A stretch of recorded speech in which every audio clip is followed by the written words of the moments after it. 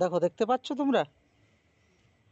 তোমরা মহাবিদ্রোহ নোটটা বের করেছো তো? হ্যাঁ, দেখো, মহাবিদ্রোহের ব্যর্থতার কারণ তোমরা বলো। সিপাহী বিদ্রোহ কত সালে হয়? 1857 খ্রিস্টাব্দে। আচ্ছা, গোল দাগটির মধ্যে দেখো, গোল দাগ করে লেখা রয়েছে সিপাহী বিদ্রোহ কাদের অসন্তোষকে কেন্দ্র করে হয়েছিল। বাম সাইডে দেখো, সিপাহী বিদ্রোহ কাদের অসন্তোষকে কেন্দ্র করে হয়েছিল?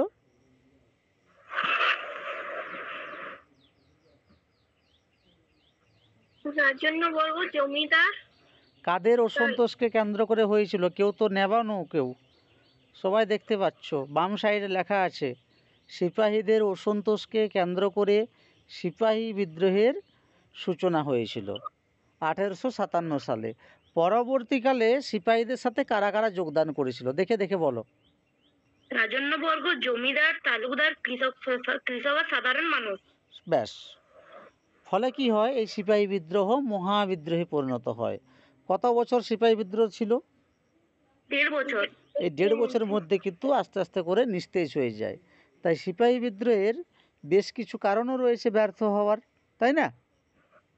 হ্যাঁ। তো সিপাহী বিদ্রোহের ব্যর্থতার সবচেয়ে বড় কারণ হচ্ছে সুনির্দিষ্ট লক্ষ্যের অভাব। প্রথম পয়েন্ট দেখতে পেয়েছো সকলে? হ্যাঁ, দেখো তাহলে প্রথমে এভাবেই লিখবে তোমরা সকলে যে সিপাহী বিদ্রোহের ব্যর্থতার অন্যতম কারণ হলো সুনির্দিষ্ট তাদের কোনো লক্ষ্য ছিল না। অর্থাৎ বিদ্রোহ পরিচালনা করার জন্য কোনো কি থাকেনি? কেন্দ্রীয় সংগঠন ছিল না। কেন্দ্রীয় সংগঠন ছিল না। তাছাড়া সিপাহীদের মধ্যেও ছিল কি? মত পার্থক্য। মত পার্থক্য। গুড গার্ল, খুব সুন্দরভাবে বলেছো। যার কারণে সিপাহী বিদ্রোহ ব্যর্থ হয়। দ্বিতীয় নম্বর পয়েন্ট কি দেখতে পাচ্ছ? সুদক্ষ নেতৃত্বের অভাব। সুদক্ষ নেতৃত্বের অভাব, খুব সুন্দর। দেখো, সিপাহী বিদ্রোহের ব্যর্থতার অন্যতম একটি কারণ হলো সুদক্ষ নেতৃত্বের অভাব। তাদের মধ্যে সুদক্ষ নেতৃত্বের অভাব ছিল। হ্যাঁ, অর্থাৎ বিদ্রোহটা পরিচালনা করার জন্য কোনো সর্বভারতীয় কি থাকেনি? নেতৃত্ব ছিল না। ছিল না। এই যে দেখতে পাচ্ছ গোলের মধ্যে লেখা রয়েছে অনেকজন নেতার নাম দিয়েছি যারা সিপাহী বিদ্রোহ পরিচালনা করেছিল। কে কে? বাহাদুর শাহ, লক্ষ্মীবাই, নানা সাহেব, কুনওয়ার সিং। সকলে কি করেছিল না, নিজের নিজের মতো করে বিচ্ছিন্ন হয়ে সিপাহী বিদ্রোহ পরিচালনা করেছিল। ফলে কি হয় না, আন্দোলনটা গতি হারায়। পরবর্তীকালে শিখ ও গোর্খাদের অসহযোগিতা। শিখ ও গোর্খা দুটি জাতি, হ্যাঁ, যারা সিপাহীদেরকে সমর্থন করেছিল না করেনি? করেননি। করেনি, তাই তো? হ্যাঁ, হ্যাঁ, পয়েন্টটাতে নিম্ন শিখ ও গোর্খাদের সহযোগিতা লেখানো আছে। হ্যাঁ, সহযোগিতা ব্রিটিশ সরকারকে সহযোগিতা করেছিল।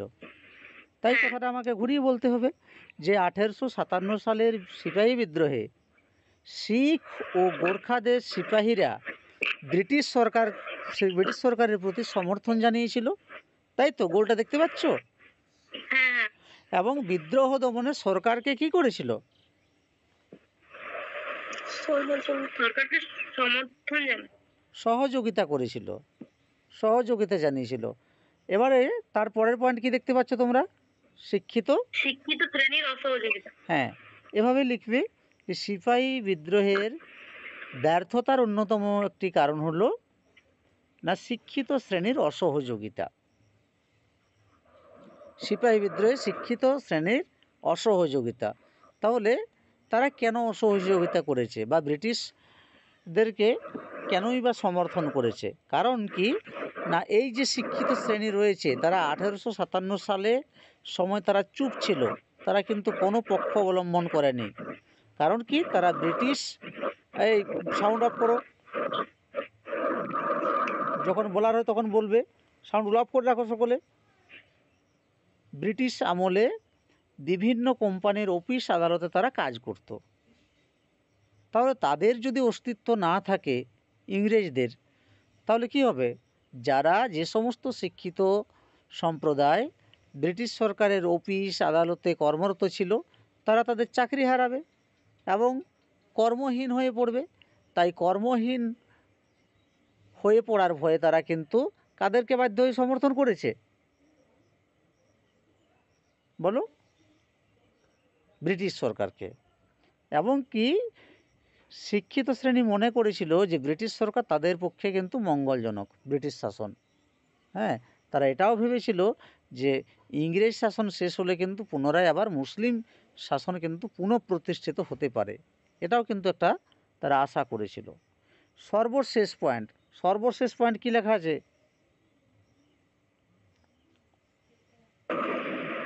অস্ত্রশস্ত্রের অভাব। অস্ত্রশস্ত্রের অভাব। তার মানে আমরা বুঝতে পারছি যে ব্রিটিশ সরকারের কাছে উন্নত মানের অস্ত্রশস্ত্র ছিল, কিন্তু যারা সিপাহী বিদ্রোহ পরিচালনা করেছিল তাদের কাছে উন্নত মানের কোনো অস্ত্রশস্ত্র থাকেনি।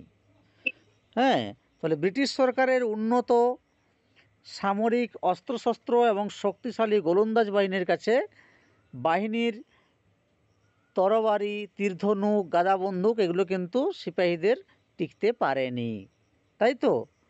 তার মানে উন্নত মানের অস্ত্রশস্ত্র কাদের কাছে ছিল? ব্রিটিশদের কাছে। হ্যাঁ, অনুন্নত অস্ত্রশস্ত্র কাদের কাছে ছিল?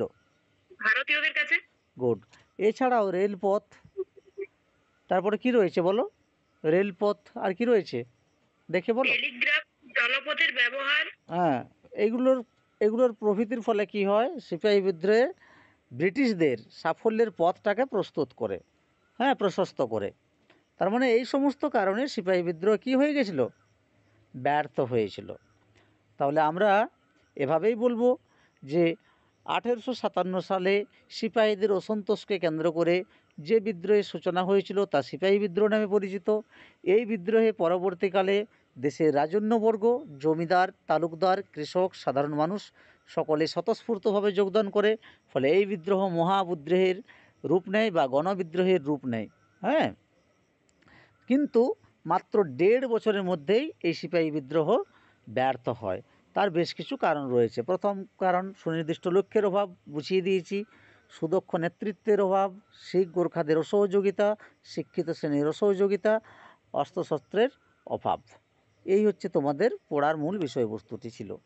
আমি সকলকেই বলছি, এত সুন্দরভাবে সহজ সরলভাবে তোমাদেরকে বোঝানো হয়েছে। তোমরা যতটুকু বুঝতে পেরেছো তোমরা তোমাদের ভাষায় সেটি লেখার চেষ্টা করবে, লেখার পরে আমাকে পাঠাবে তোমরা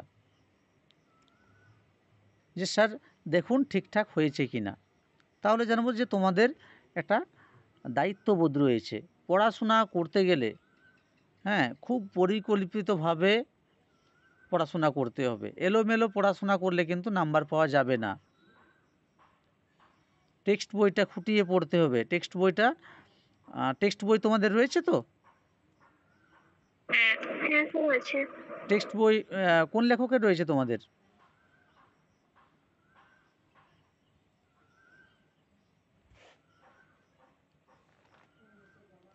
ছায়া প্রকাশনীর টেক্সট বইটি কিনবে সবাই। ছায়া প্রকাশনী, শুনে রেখো। দুটোই আছে, জীবন মুখোপাধ্যায় আর ছায়া প্রকাশন। ঠিক আছে, ছায়া প্রকাশনীটি লাইন বাই লাইন পড়বে, কারণ মাধ্যমিকে কিন্তু ছায়া প্রকাশনী পড়ে। খুব নামি দামি কোম্পানি, লেখকও কিন্তু অনেক গুণগত মানের। হ্যাঁ, জি.কে. পাহাড়ি এবং ডক্টর সুভাষ বিশ্বাস। তাই তথ্যও কিন্তু অনেক নির্ভুল, কোথাও কিন্তু ভুল পাবে না। অনেক অভিজ্ঞ দুজন স্যার, সকলে ভালোভাবে পড়বে। কেমন?